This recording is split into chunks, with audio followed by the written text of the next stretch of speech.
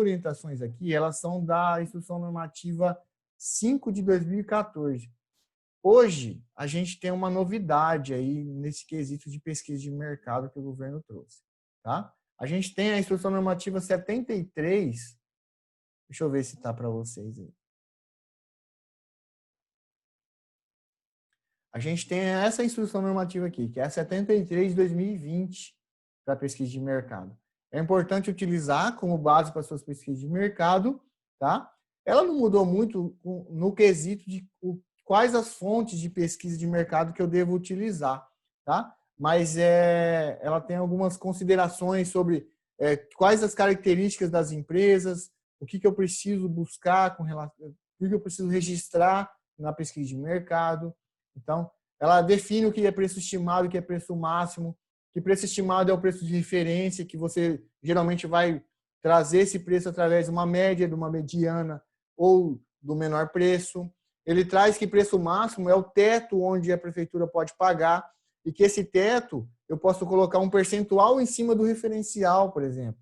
Às vezes os pregoeiros perguntam assim, 10% acima eu posso pagar, né? Mas a gente nunca teve uma base legal para isso, tá? E aí a Instrução Normativa 73 de 2020, que saiu agora em agosto, ela permite que você coloque um percentual justificável dentro do preço de referência para considerar que aquele é o preço máximo, tá?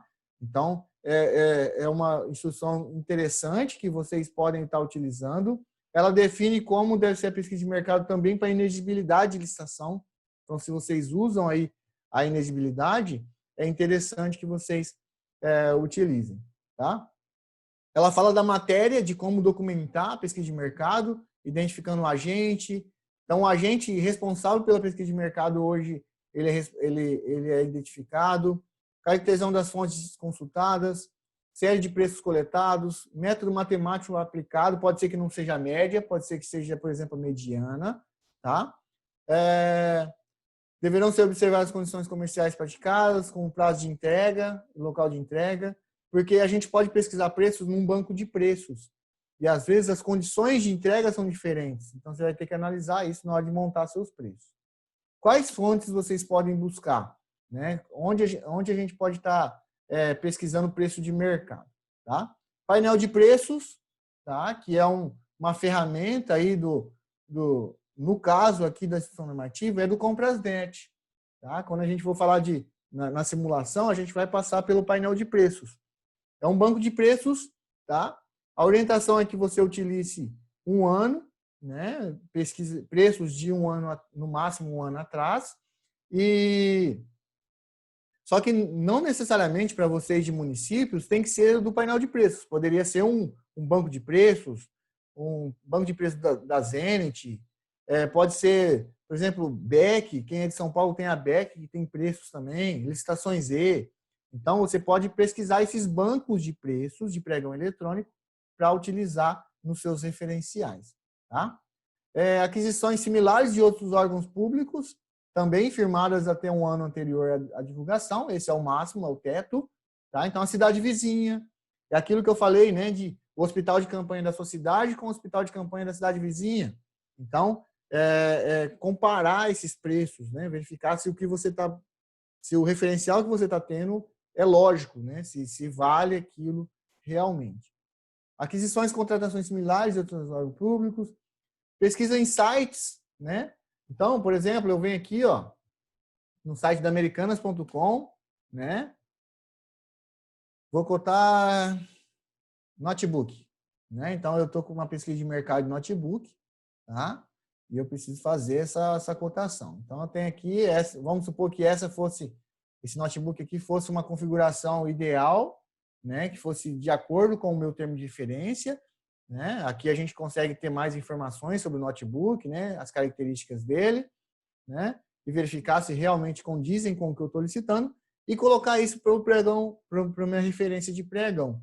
Isso eu poderia usar, né, segundo a instrução normativa. Eu posso usar também o site da ANP, né, por exemplo, um site de domínio público, né, do governo federal, né, onde a gente consegue verificar preços de outros lugares, né. Vamos ver se a gente consegue abrir aqui só para a gente simular algo.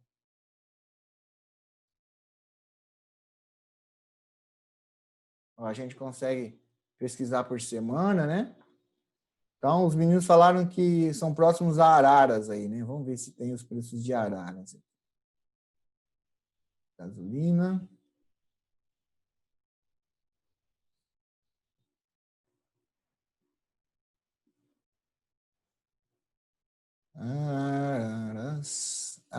Araras, tá? Então, por exemplo, vocês aí que são próximos a Araras, talvez a cidade de vocês não tenha, mas Araras tem, e a gente tem aqui, ó, todos os preços que estão na NP, a média, desvio padrão, o valor mínimo e o valor máximo da cidade de Araras. E aí, Marcos, eu tenho que usar esse preço, ou o preço do notebook aqui da Americanas.com, é uma alternativa que a instrução normativa te dá, tá? 73/2020.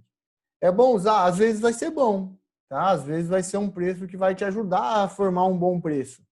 Mas às vezes você usando, eu não sei a realidade de vocês aí, tá? Mas às vezes se você usar a média da NP aqui, ó, 3,98 na gasolina, talvez você não consiga fechar a licitação aí na cidade de vocês a 3,98 a gasolina, porque os postos de combustível que disputam a sua licitação não chegam nesse valor, tá? Então, isso é uma análise de preços que você vai ter que fazer, mas é uma possibilidade de vocês usarem essas referências. Você ia falar alguma coisa, Antônio?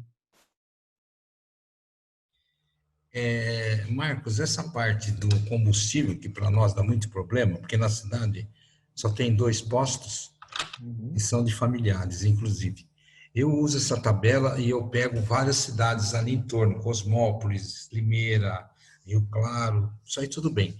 Agora, sites, principalmente em produtos tipo geladeira, né, linha branca de computadores, ele tem um problema, porque o site ele é mais barato, porque ele não tem uma série de custos de uma loja convencional. E normalmente para a prefeitura tem que comprar só à vista. E quando a gente faz a licitação, é por prazo, né? O fornecedor e a oscilação de preço. Existe alguma outra bolsa que a gente possa ver?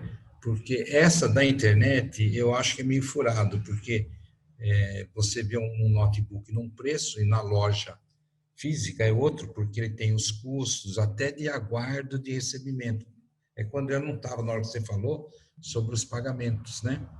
Quando a empresa, quando a prefeitura atrasa muitos pagamentos, tem fornecedor que já coloca isso no custo. Com Seria certeza. isso aí. Isso. Eu até observei que esse tipo de pesquisa que a instrução normativa nos dá, ela é possível, tá? Eu sempre aconselhei em cursos, principalmente de formação de compradores, onde se fala muito de pesquisa de mercado, que tomem cuidado com esse tipo de referencial, né? De usar o site, como você disse, de usar até a ANP. A pesquisa de mercado ela é muito da sua realidade de mercado. Porque aqui, ó, a mesma instrução normativa, hoje, de 2020, ela fala de 3 fontes de pesquisa. Às vezes, você mora numa região tão ruim que você não tem 3 para alguma coisa. Por exemplo, eu vou dar um exemplo para vocês. Quantas redes de telefonia fixa vocês têm aí?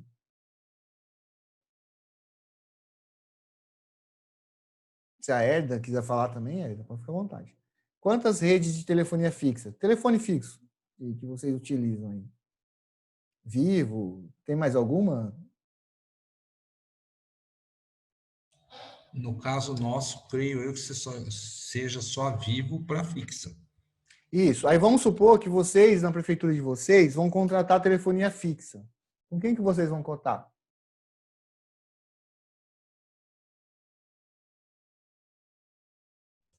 Com a Vivo, né? Porque as outras não.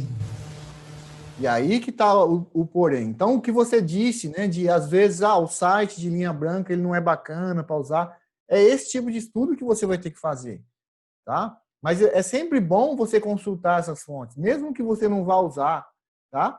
Porque você tem uma ideia do que aquilo vale, tá? Mesmo que seja muito fora da sua realidade de mercado, você não vai para o pregão às cegas. Você não vai para o pregão sem saber. Por exemplo, é lógico que o site da Americanos ele é um site ou da Submarino ou da Casa Bahia, não é a sua realidade. Mas mesmo não sendo a realidade, a gente não pode, por exemplo, ter uma geladeira na Casa Bahia de 400 litros duplex, branca, que custa R$ 2.000, tá? Aí a prefeitura vai, faz um pregão e paga 6 nessa mesma geladeira. Então, você está entendendo o porquê de usar esse referencial? Eu não estou dizendo que aquilo tem que ser taxativo e que você tem que usar. Mas essa fonte é importante para você. Para que você tenha você não vá para um pregão às cegas, você veja o que o mercado está dizendo. E analise o que você pode pagar mais considerando tudo isso que você disse.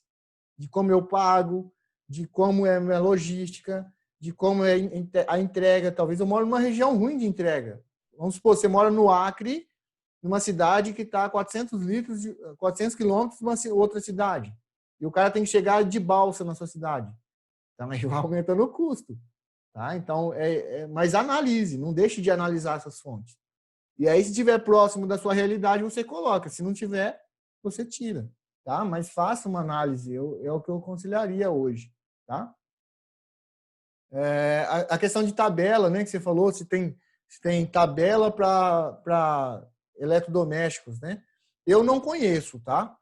Eu conheço tabela de material de construção, eu conheço tabela de peças de veículos, tá? De medicamentos. Agora, de linha branca, eu sinceramente não conheço. Talvez alguém conheça. Não sei se o pessoal que está no curso conhece e aí pode estar até falando que aí eu já uso em outros cursos. Mas eu não conheço uma tabela de linha branca, tá? Se tivesse, você poderia dar uma consultada também, tá?